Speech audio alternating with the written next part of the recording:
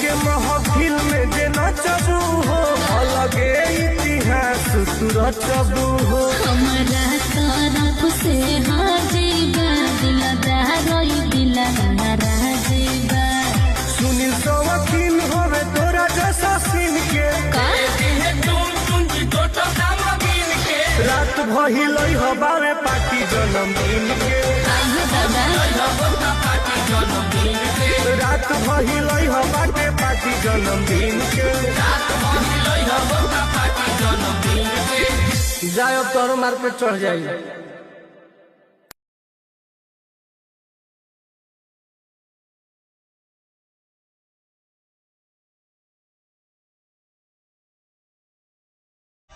बड़ी सुघर